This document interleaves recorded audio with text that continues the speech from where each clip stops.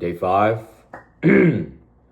Reading 30-ish minutes. Today, we're doing Fight Club, just like yesterday. Yeah, let's get straight to it.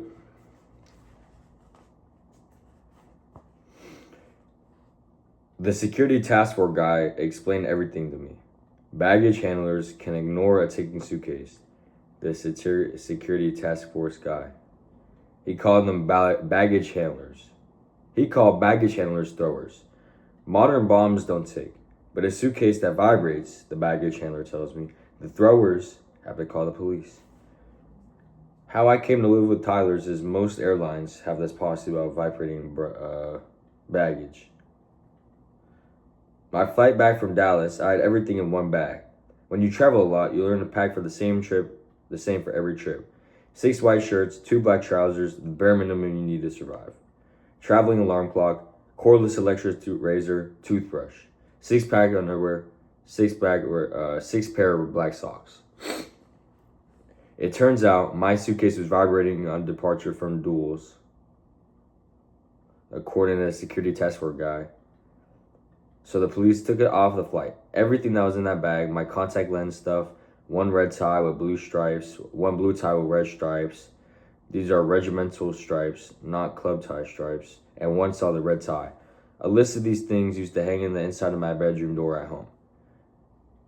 Home was a condominium on the 15th floor of a high-rise, sort of filing cabinet for windows and young professionals. The market brochure promised a foot of concrete floor, ceiling, a wall between me and my adjacent stereo or turned-up television, a foot of concrete and air conditioning. You couldn't open the windows, so even with maple flooring and dimmer switches, all 1,700 alright feet would smell like the last meal you cooked or your last trip to the bathroom. Yeah, and there were butcher block countertops and low voltage track lighting. Still, a foot of concrete is important when your next door neighbor lets the battery on her hearing aids go and still watches the game show at full blast. Or when a volcanic blast of burning gas and debris that used to be your living room and set and personal effects blow out your floor to ceiling windows and sails down flaming just to leave your condo, only yours, a gutted charred concrete hole on the cliffside of a building. These things happen. Everything, including your set of hand-blown green glass dishes with the tiny bubbles and imperfections, little bit of sand, proof they're crafted by honest and simple, hardworking indigenous aboriginal peoples of whatever. Well, these dishes got blown out by the blast.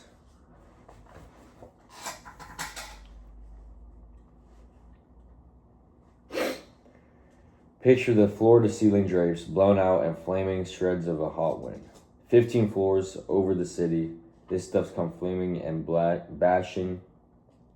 15 floors over the city. This stuff comes flaming and bashing and shattering down on everyone's car. Meanwhile, I'm heading west to sleep on March 83 at Mach 83. Meanwhile, I'm heading west asleep at Mach 8.83 or 455 miles an hour, true airspeed. The FBI is bomb squatting my suitcase on a vacated runway back in duels. 9 times out of 10, the security task force guy says the vibration is the electric razor. This was my cordless electric razor. The other time, it's a vibrating dildo. The security task force guy told me about this. This was at my destination without my suitcase, where I was about to cat home and find my flannel sheets shredded on the ground. Imagine, the task force guy says, telling a passenger on arrival that a dodo kept her baggage in the East Coast. Sometimes it's even a man. It's airline policy not to imply ownership in the event of a dodo. Use the indefinite article a dodo, never your dodo. Never ever say the dodo accidentally turned itself on. A dodo activated itself and created an emergency situation that required evacuating of your baggage. baggage. Rain. Rain was falling when I woke up from my connections Stapleton. Rain was falling when I woke up on our final approach home. An announcement told us to please take this opportunity to check around our seats for any personal belongings we might have left behind. The announcement said my name. Would I please meet with the airline representative waiting at the gate? I sent my watch back 3 hours, and it was still after midnight. There was an airline representative at the gate, and there was a security task force guy. Why can't I say task force? Task force. Chester cheetah, chunk of cheese, cheddar cheese. Chester cheetah, chunk of cheese, cheddar cheese. Chester cheetah, chunk of cheese, cheddar cheese. Chester cheetah, chunk of cheese, cheddar cheese. Chester cheetah chews a cheap chunk of cheddar cheese. Chester cheetah chews a cheap chunk of cheddar cheese. Chester cheetah chewed a chunk of cheap cheddar cheese. There was an airline representative at the gate, and there was a security task force guy to say, hey, your electronic razor kept you checked. Baggage at duels. The task force guy called the baggage handlers throwers. Then he called them rampers to prove that things could be worse. The guy told me at least it wasn't a dildo. Then, maybe because I'm a guy, and he's a guy, and it's 1 o'clock in the morning, maybe, to make me laugh, the guy said industry slang for flight attendant was space waitress or air mattress. It looked like the guy was wearing a pilot's uniform, white shirt with little epaulets, and a blue tie. My luggage had been cleared, he said. It would arrive the next day. The security guy asked me my name and address and phone number, and then he asked what was the difference between a condom and a cockpit. You can only get one prick in a condom. He said. I cabbed home on my last $10. A local police had been asking a lot of questions too. My electric razor, which wasn't a bomb, was still 3 time zones behind me. Something which was a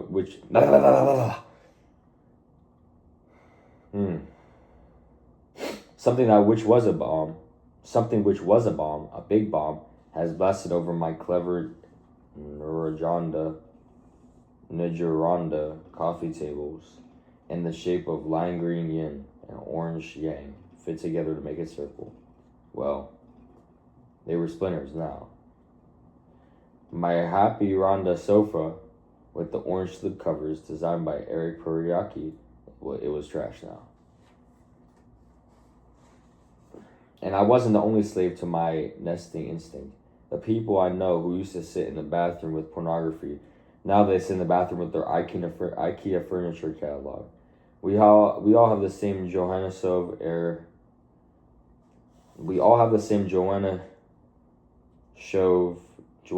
armchair in the Stein Green, the single stripe pattern. Maya found 15 stories burning in a fountain. We all have the same Rispahara paper lamps made from wire and environmentally friendly unbleached paper. Lime or confetti. All that sitting in the bathroom. The all cutlery service, stainless steel, dishwasher safe, the vid hall clock made of galvanized steel. Oh, I had to have that. The Eclipse shelving unit. Oh, yeah.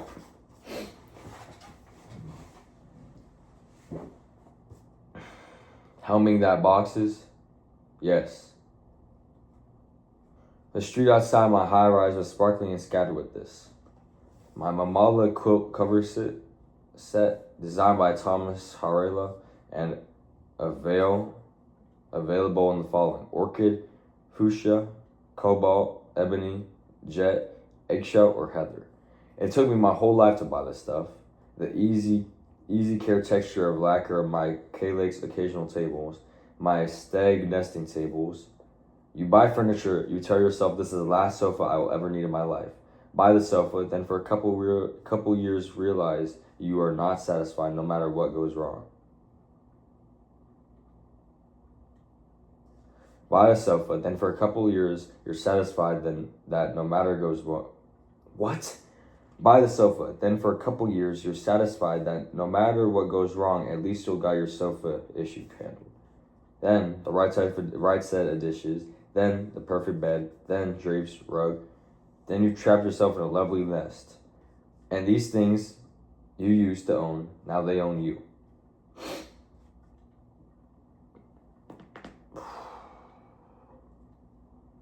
The doorman steps out the shadow to say, there's been an accident. The police, they were here and asked a lot of questions. The police think maybe it was gas. Maybe the pilot light on the stove went out or your burner was left on, leaking gas.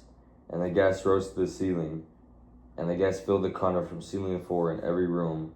The condo was 1,700 square feet with high ceilings. And for days and days, the gas must have leaked until every room was full. When the rooms were full and filled to the floor, the compressor at the base of the refrigerator clicked on. Detonation. The floor to ceiling windows and their aluminum frames went out, and the sofas and the lamps and the dishes and the sheet sets in flames, and the high school annuals and diplomas and telephone, everything blasting out from the 15th floor in a sort of solar fashion. Oh, not my refrigerator. I collected shelves full of different mustards. Some stone ground, some English pub style. There were 14 different kind of flavors of fat-free salad dressing and 7 kinds of capers. I know, a house full of condiments with no real food. The doorman blew his nose and something went into his hand. Handkerchief with a good slap and a pitch of catcher's mitt. You could go up to the 15th floor, the doorman said, but nobody can go in the unit. Police orders. Police have been asking, did I have an old girlfriend who'd want to do this, or did I make an enemy of someone who has access to dynamite? It wasn't worthwhile going up, the doorman said. All that's left is the concrete shell. Police hadn't ruled out arson. No one had smelled gas. The doorman raised his eyebrow. This guy spent his time flirting with the daily maids and nurses who worked in the big units on the top floor and waited for the lobby chairs and their rides after work. 3 years I lived here, and the doorman still sat reading his Ellery Queen magazine every night while I shifted packages and bags to unlock the front door and let myself in. Unlock the front door and let myself in. The doorman raises his eyebrow and says, how some people will go on a long trip and leave a candle, a long burning candle in a big puddle of gasoline.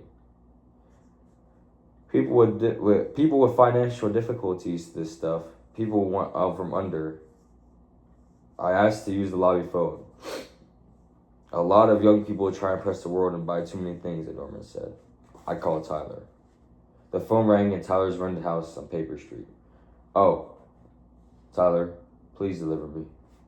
And the phone rang. The doorman leaned on my shoulder and said, a lot of young people don't know what they actually want.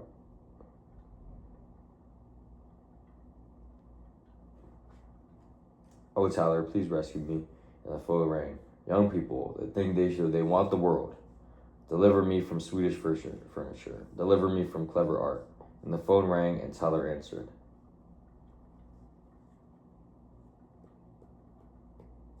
If you don't know what you want, the doorman said, you end up with a lot you don't.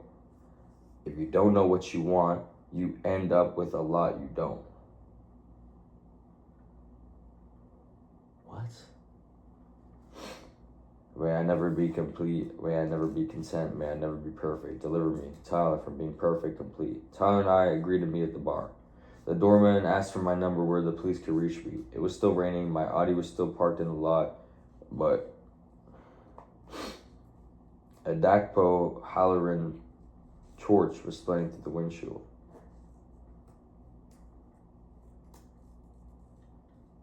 We speared through the windshield. Tyler and I, we met and drank a lot of beer. And Tyler said, yes, I could move in with him, but I'd have to do him a favor. The next day, my suitcase would arrive with the bare minimum. 6 shirts, 6 pairs of underwear, 3 drunk in a bar, no one was watching and no one would ask. I asked Tyler what he wanted me to do. Tyler said, I want you to hit me as hard as you can. Screens into my demo to Microsoft. I taste blood and have to start swallowing. My boss doesn't know the matrial but he won't let me run the demo. My boss doesn't know the material, but won't let me run the demo with the black eye and half my face swollen from the stitches inside my cheek. The stitches have came loose and I can feel them with my tongue against the inside of my cheek.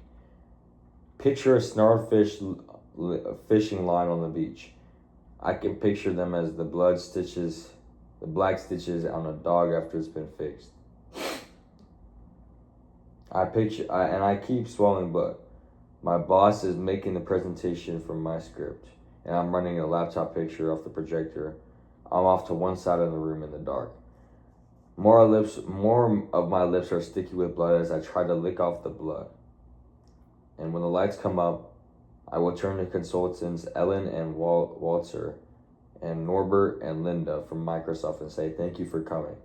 My mouth shining with blood and blood climbing the cheeks between my mouth. With my blood and blood climbing the cracks between my teeth. You can swallow about a pint of your blood before you're sick. Fight Club is tomorrow, and I'm not going to miss a Fight Club. Before the presentation, Walter from Microsoft smiles, his steam shoveled jaw like the marketing tool tanned color of a barbecue potato chip. Walter, with his singlet ring, shakes my hand wrapped in the smooth, soft hands and says, "I hate to see what happened to the other guy."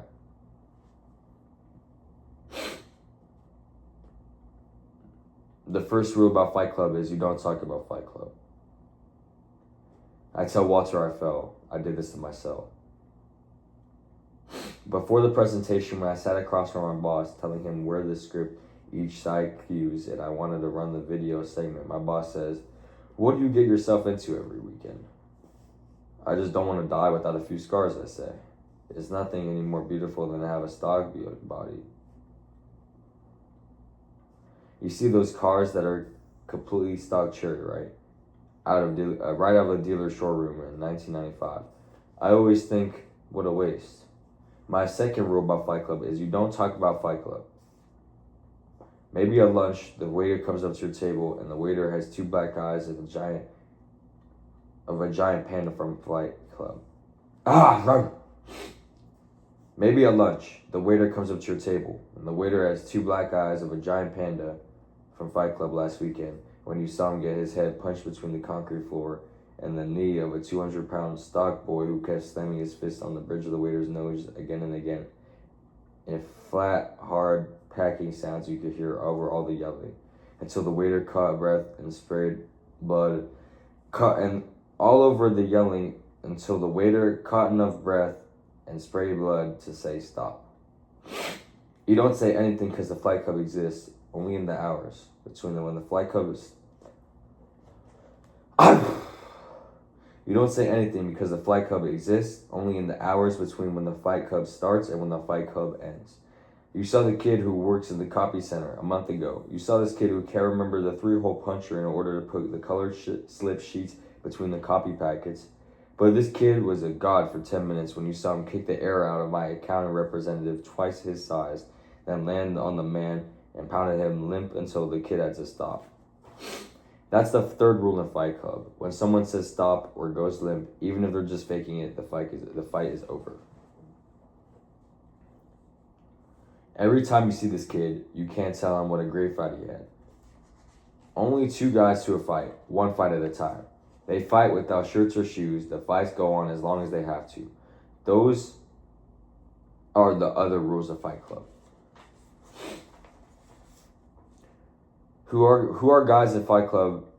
Who guys are in Fight Club is not who are they. Whoa. Who guys are in Fight Club is not who they are in the real world.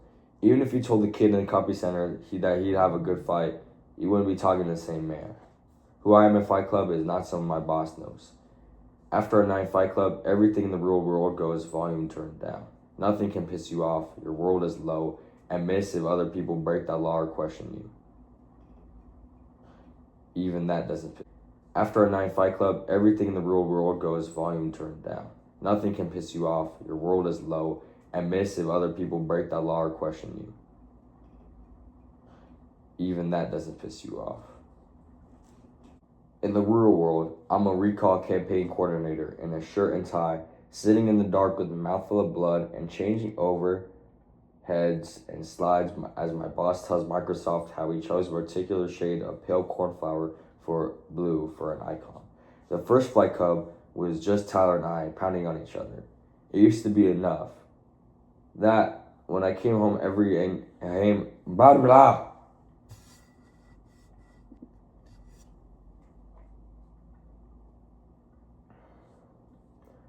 The first fight club was me and Tyler pounding on each other. Pause. It used to be enough that when I came home angry and knowing that my life wasn't showing the 5-year plan, I could clean my condominium or detail my car. Someday I'd be dead without a scar and there would be a really nice condo and a car. Really, really nice. And so the dust settled with the next owner.